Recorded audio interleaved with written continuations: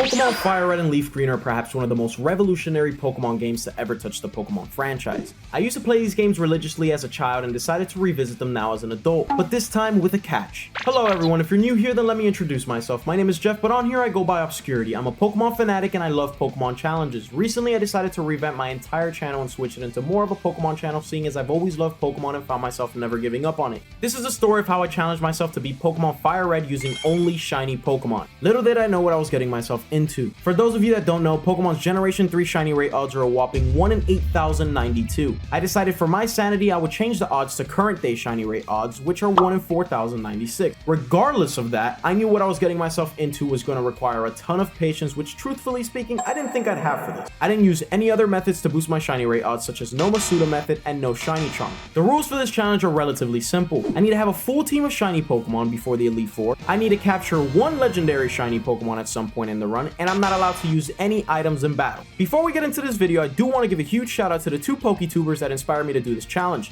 Tion and Twig. If you haven't already, be sure to show them some love, since they too have also done this challenge and probably went through an equal or worse amount of pain than I did during the challenge. And while I have you here, I would appreciate if you guys could drop a like on the video, comment, and subscribe to the channel to help push this video deeper into the YouTube algorithm. This video not only took a very long time to make, but it also required an immense amount of patience to complete. I want to say this video took about 4 months and some change to complete. Tons of hours were invested into this video, and honestly, I can see myself doing this challenge for every Pokemon game with each individual starter, which means 3 videos per Pokemon game. Most likely, this is going to take a couple of years to fully complete. And with that being said, welcome to Pokemon FireRed, one of my all-time favorite Pokemon games ever created.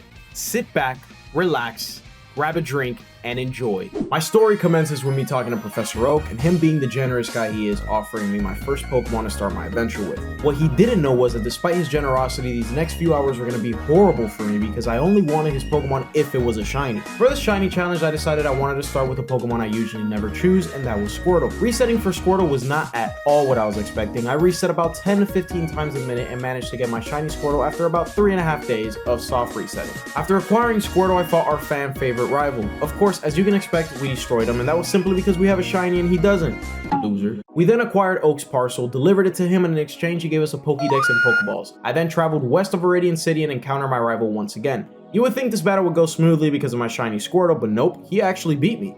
It's all good, I'm gonna get my revenge soon enough. We then met some old dude in the middle of the road that taught us how to catch Pokemon, and then went for our second addition to the team, a shiny Pidgey. Now the problem with searching for Pidgey in this designated patch of grass was that we only had a 45% chance of finding it, and we could also find Rattatas, Caterpies, and Weedles. Why didn't I just continue on Route 1? I don't know, but luckily after about only 2 days of straight perseverance and the power of hope, we found ourselves our shiny Pidgey. After acquiring Pidgey, we took on Viridian Forest and went on to challenge Brock in Pewter City. And let me tell you, this was the easiest gym leader I've ever faced thanks to our MVP Squirtle. All Squirtle had to do was literally just spam Water Gun. Unfortunately for us, he one-shot both his Pokemon. Upon defeating Brock, we traveled east of Pewter City and encountered one of Professor Oak's aides. He gave us the running shoes, and honestly, I was playing the entire game in speed up, so I barely used them. Our Squirtle then became a big boy and evolved into a War Turtle on our way to Mount Moon. In Mount Moon, we took on a bunch of Team Rocket grunts and evolved their Pidgey into a Pidgeotto, which was going to be extremely helpful in the following gym badge, or so I thought. We entered Cerulean City, and before continuing on our quest, I decided it was time to face Misty now. Why'd I do this? I don't know, but Misty literally stomped on my team in our first battle due to me opening the fight with our Pidgeotto, and then Pidgeotto hitting himself versus a Staryu. The only way we could have won that fight was if War Turtle hit a critical bite attack during the Starmie fight, but nope, he failed me. War Turtle then went on to redeem himself though in the second battle by being able to tank absolutely everything Misty threw our way. He defeated both the Staryu and the Starmie all by himself, and through the use of a single move, Bite. Homie just had to be hungry or something, man, because he went off. We then broke into somebody's house, broke into their backyard, stole a piece of rare candy that they were hiding from us, and made our way upwards towards Nugget Bridge. Anyway, remember when I said that we were gonna get our revenge on our rival Gary? Yeah.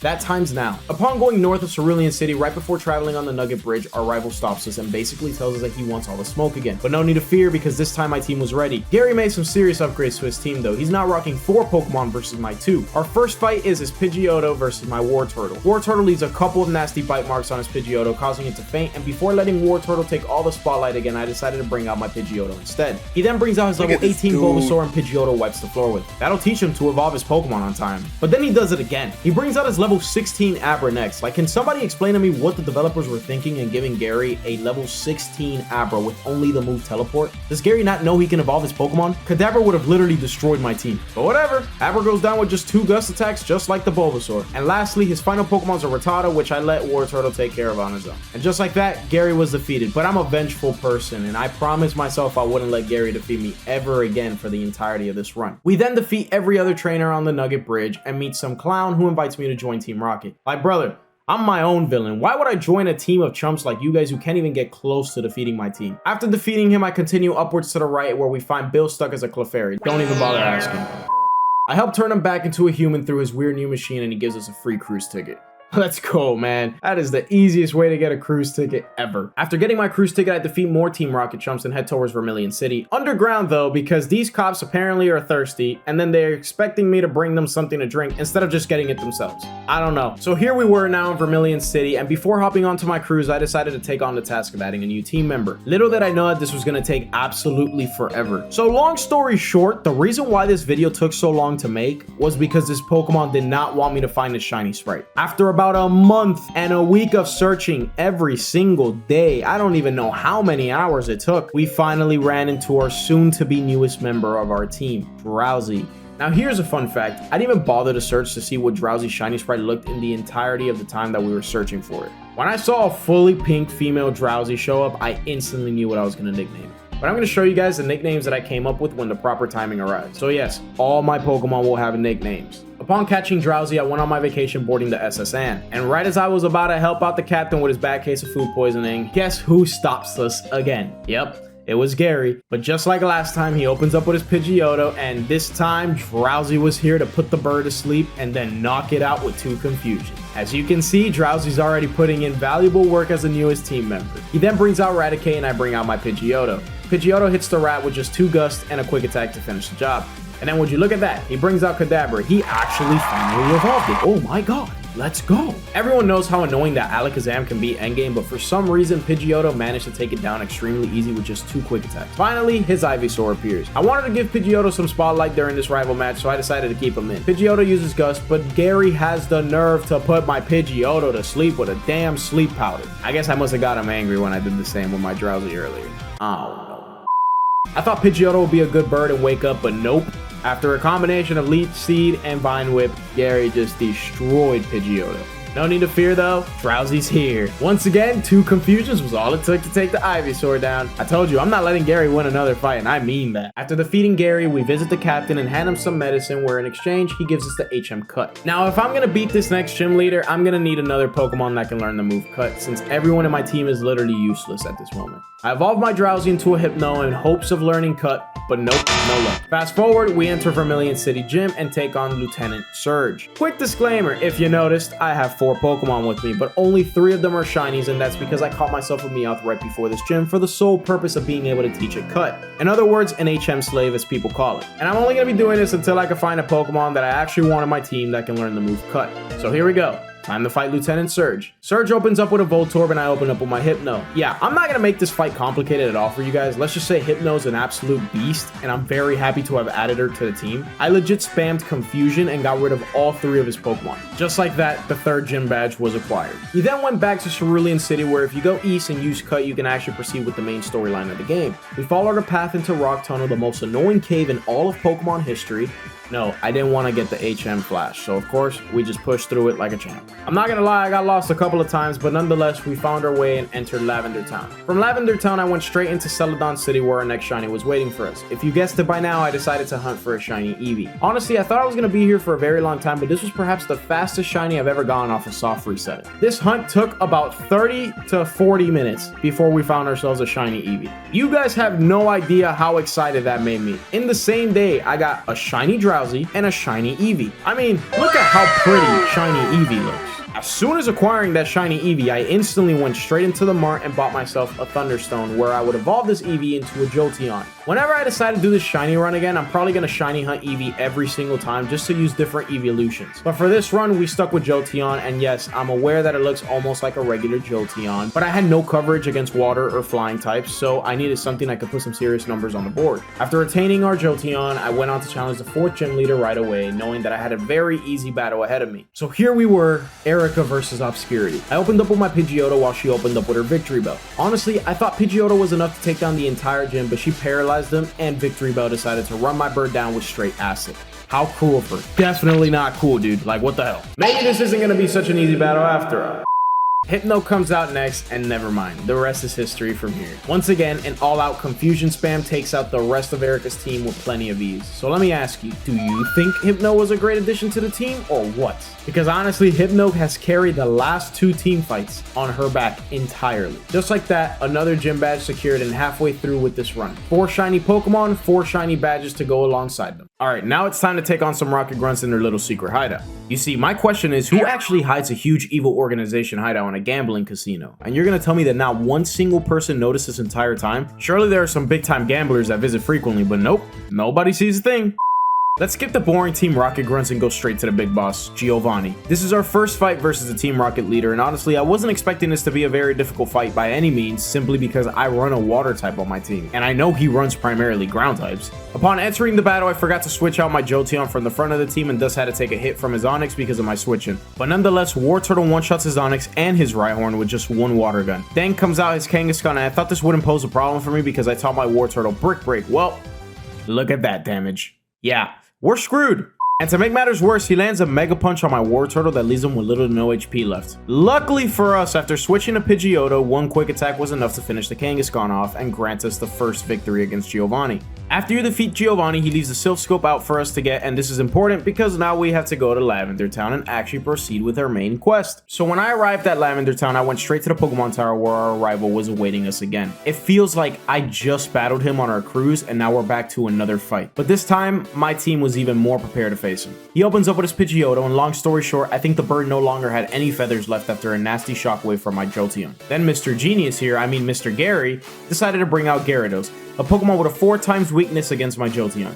Surely, Jolteon one-shotted too. Then comes out a new member of his team, Growlithe. Wartortle would have handled this with one-shot too, but I misclicked since I was going too fast and I hit him with a tackle first. Water Gun finished off the Growlithe, and next comes out his Ivysaur. I brought Pidgeotto back out because I knew Pidgeotto wanted to get revenge for the last time that they fought. This time the outcome was different, and 2 wing attacks actually takes down the green frog. Is it a frog?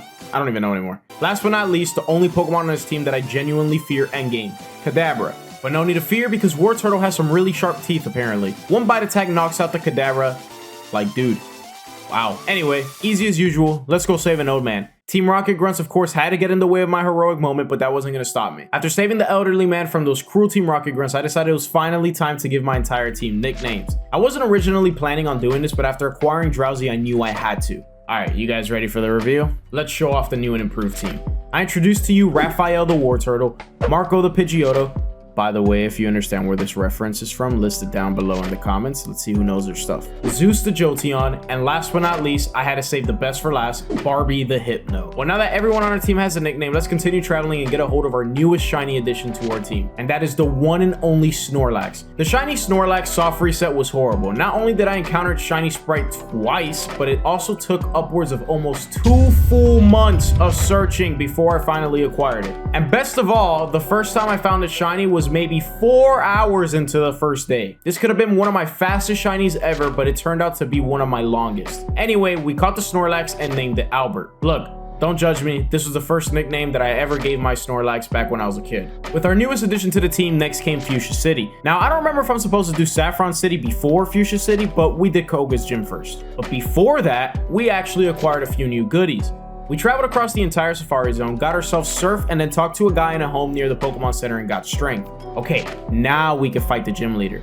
Time to challenge one of the most annoying gym leaders in all of the Kanto region, Koga. Yeah, I'm just kidding, this guy was a joke. Barbie literally just spammed Psychic and got rid of his entire team. I'm so happy that I caught Drowsy when I did. Well, 5 badges down, 3 more to go. Before moving on towards Saffron City, I decided to evolve Raphael into a Blastoise and Marco into a Pidgeot too. And just when I thought I was done and ready to take on Saffron City, I chose to do one more major task. I wanted to acquire my final team member, and I knew exactly who it was going to be. None other than the king himself, Nidoking. I needed somebody who had access to the move Cut and to Earthquake, and mostly because I had no coverage against electric types. Fortunately for us, our final encounter didn't take too long. Only about 2 weeks. But there he was, Nidoran. I gave Nidoran a very basic nickname, King. Let's see if you know where that's from. I was finally finished with our main challenge, which was to get a full team of 6 shiny Pokemon. Of course, I went ahead and fully evolved King into his final evolution, Nidoking, and the first thing I did after that was teach it Cut so that Meowth could now be free. So now we have a full team of shiny Pokemon and we have 5 gym badges, but we still haven't completed the story, and all that was left was 1 shiny legendary Pokemon and defeating all gym leaders alongside the Pokemon League. So here we were now in Saffron City, where we ran across 2 celebrities in their dojos. Can you believe we found Bruce Lee and Jackie Chan? Yeah, we destroyed them in battle and ignored their free Pokemon too because my team was done. No more distractions. Time for Silphco, and as per usual, we slapped around a bunch of Rocket rookies and found ourselves fighting Gary again. Dude, let me breathe, like, please. Well, clearly Gary had some time to train up his team because this time he opened up with a Pidgeot. But truthfully speaking, I wasn't afraid because this fight went even better than the last did with him. Jolteon went ham on the Pidgeot with 2 Shockwaves to secure the deal. Then Gyarados got clapped with 1 Shockwave. You see the pattern now? Afterwards, this Growlithe comes out, and just like the other 2, Jolteon destroys it. Alakazam came out, and I could have switched, but I wanted to test how good my Jolteon was, so we stayed in and spammed Shockwaves. For some reason, Gary's Alakazam decided not to hit my Jolteon, so it ended in defeat for the Alakazam. Last but not least came his Venusaur, and I decided to give Pidgeot a fighting chance. He hit my Pidgeot with a nasty sleep powder, but luckily Pidgeot prevails and destroys the Venusaur at the very end. Bye, Gary. I'll see you soon again, apparently. And there we were, fighting the one and only Giovanni once again. This time his team got a little bit stronger than before, but I wasn't worried just yet. Blastoise takes down his Nidorino and Nidoqueen with the use of Surf Spam, and then comes out Kangaskhan. As you can probably guess, the Kangaskhan obliterated my Blastoise through the use of Mega Punch again. This time I wanted to try giving someone new in the team some of the spotlight, so I brought out King. King uses Double Kick to eliminate Giovanni's biggest threat. Then through the use of Double Kick again, but 3 times this time, we also eliminate his Rhyhorn. Now that Giovanni was defeated, we can make our way into the Saffron City gym and fight the one and only Sabrina. Sabrina was honestly a very easy fight for me. Blastoise had the move Bite, so that took care of almost all her Pokemon, including Kadabra, Mr. Mime, and Venomoth. Alakazam was her last Pokemon, and Blastoise managed to bring him down to little to no HP before getting taken down. I then sent out Hypno to finish the job and almost had a heart attack when I saw her miss Hypnosis and take a Future Sight to the face. But 1 headbutt later, and Sabrina's Alakazam was defeated. Just like that, we only have 2 badges left before taking on the Pokemon League. At this point, I felt like I was speedrunning the game. I traveled back to my hometown of Palatown to go south into Cinnabar Island. I noticed that I couldn't just go right into the gym, so I took on the Pokemon Mansion and acquired the secret key. From here on out, the game just became a million times easier because Blastoise would be able to take down both of the following gym leaders with ease. This is where getting Squirtle as a starter really pays off in my opinion. Blaine runs primarily fire types, so like I mentioned before, Blastoise went to town with these Pokemon. I did the easiest trick in the book. I just spammed Surf until Blaine was defeated. The only annoyance I faced was his Arcanine, and that was mostly because this guy kept using Hyper Potions to fully heal it. But anyway, Blaine gave me my 7th gym badge, and now here comes Bill. Bill tells me about some super important mission he has for me in these 3 islands, but we don't have time for that. So upon completing the mission, we go back to the place where it all began, Vermilion City. In case you haven't played this game before, this is where we battle our final gym leader, Giovanni. Like I said, there are 3 fights against the Team Rocket leader, and this is probably the most annoying of them all. However, because our team was so well prepped for it, aka Blastoise, I had nothing to fear, so I made things interesting. Now, one thing to note, my team is severely underleveled for this fight. I opened with Hypno and took down his Rhino and Dugtrio with ease, but then came his Nidoqueen. I forgot to heal before fighting this gym, so Barbie couldn't use Psychic to get rid of the Nidoqueen. It was at this moment when I realized that my team was extremely weak for the fights that awaited me. Nidoqueen took down my Nidoking and Snorlax before going down to Marco's Wing Attack. He then brings out his level 50 Rhyhorn, and honestly, I didn't want to use Blastoise anytime soon. So guess what I did? I spammed Sand Attack until I knew the Rhyhorn would literally miss every single move, and then used probably like 10 different wing attacks to eliminate the Rhyhorn. I know, it's annoying, but it worked. His final Pokemon comes out, and it's his very own Nidoking. I didn't want to make this an easy fight for me, so I let his Nidoking take down my entire team except for Blastoise to spice things up a bit.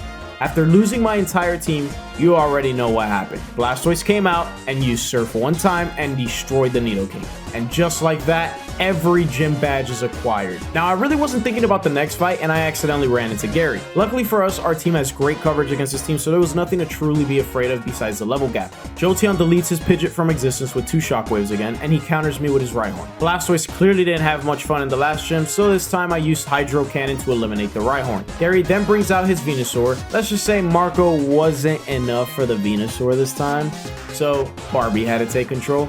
2 Psychics and a near-death experience was luckily enough to eliminate the Venusaur this time though. Gyarados comes out and Hypno luckily lands a Hypnosis this time to put it to sleep. I switched into Jolteon, but of course Gyarados woke up instantly. Luckily for us, it only used Twister and Jolteon was fast enough to eliminate it with just 2 Shockwaves. Gary brings out his Growlithe, so I sacrificed Jolteon so I could give some XP to my Nidoking, and Nidoking cleaned up the Growlithe. Finally, it was time for his last Pokemon, Alakazam.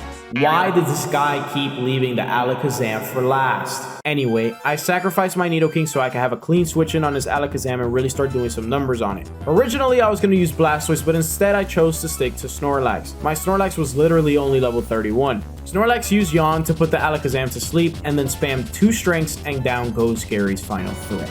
Okay, now I'm ready for the Pokemon League. Well, not quite. We've got some leveling to do, but we'll do it right after Victory Road. Victory Road was a breeze. We encountered some strong trainers and wild Pokemon that gave us a good amount of XP to minimize the off-screen leveling grind. I had a few close calls and had to return to heal my team, but besides that, everything went smoothly. Now that every obstacle was completed, it was time to get ready for the Pokemon League. Fast forward 1 full day of leveling later, and now I have a team competent enough to take on the Pokemon League. I didn't want to over-level, but I didn't want to be under-leveled. So here's the new and improved team.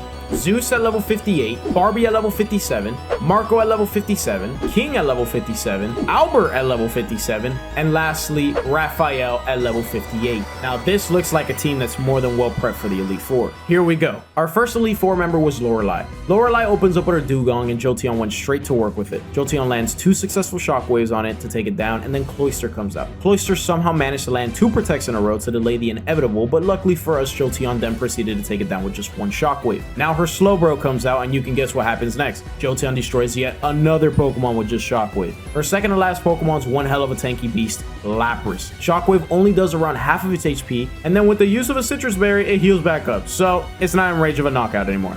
So here I decided to use Double Kick to prevent it from healing up with a full restore. Lapras counters us with a Surf that does little to nothing to us, and despite being confused, Jolteon then lands another Shockwave hit on the Lapras to secure the deal. And just like that, her final Pokemon comes out, Jinx. I swapped out Jolteon in exchange for Nidoking and used 1 Earthquake to grant us our first Elite Four win. Alright. 1 down, 3 more to go. Our next Elite Four member was Bruno. Bruno opens up with his Onix, and of course our Blastoise one-shots it with just 1 Surf attack. His next Pokemon is a Hitmonchan, and I decided to just continue the trend of spamming Surf until I can get him to use his full restore. Well, luckily for us, Blastoise lands a high roll and a critical hit with Surf to one-shot the Hitmonchan. Then I decided to switch out to Pidgeot since he brings out another martial arts master, Hitmonlee. 1 Aerial Ace later, and Hitmonlee goes down as well. His next Pokemon is Ace, Machamp. Take a look at how bulky this Machamp is. He takes 2 Aerial Aces, 4 restores, and then takes another 2 Aerial Aces before finally being taken down. His final Pokemon is another Onix, and in case you guys didn't know, I trained my team entirely through Victory Road in preparation for the Pokemon League. So I brought out Snorlax. Snorlax has had plenty of experience with Onix before, so 1 Blizzard was more than enough to knock out the Rock Pokemon. Get it? Because it's literally just a pile of rocks. Following that massive win, we go into our third Elite Four member fight, Agatha, the Ghost-type nuisance. Agatha opens up with one of her Gengars, and I opened up with my Hypno. 2 Psychics later, and as you can probably guess, Gengar gets sent back to the Shadow Realm. She then brings out Golbat, and I risk it all twice with another 2 Psychics. Yeah, we got the win in that fight, but it was honestly all because of luck. You see, Golbat actually missed his second Air Cutter, and if it didn't, we would have definitely lost Hypno. I decided to give Hypno a rest and brought out my Nidoking instead. When she brings out her Arbok, Nidoking lands only 1 Earthquake to bury the snake deeply into the ground. Haunter and Gengar are our last 2 Pokemon, and let me say, this Elite Four has been a breeze. I then brought out Blastoise, and this annoying Haunter decided to put him to sleep and starts going at it with a Dream Eater spam. Luckily for us, our Blastoise landed enough bites to feint the Haunter, leaving us with our final opponent, the second Gengar.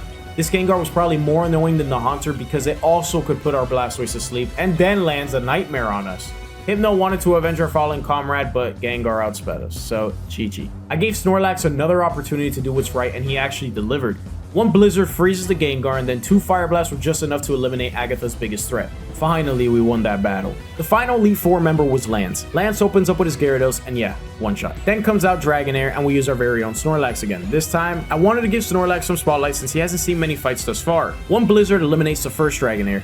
Then 2 Body Slams eliminates the next Dragonair. Then 1 Blizzard almost knocks out the Dragonite. Unfortunately, 1 Hyper Beam from the Dragonite was enough to faint our Snorlax. But dude, come on, Snorlax put in work. Let's give a round of applause to our Snorlax. Jolteon comes out next, and yeah, bye Jolteon. Dragonite is no force to mess with. Blastoise comes out, and thankfully, thanks to 1 Hydro Cannon and like maybe 3 different surfs, the dragon finally goes down. 1 Pokemon left. We got this. Aerodactyl comes out and destroys our Blastoise. Hypno comes out, and I start spamming Psychic to hopefully take down the Aerodactyl, but it wasn't enough. Hypno was now taken down too, and it came down to whether my Nidoking could finish the job or not. Nidoking lands a beautiful water pulse that leaves the Aerodactyl with just 1 HP and confused. And there it was.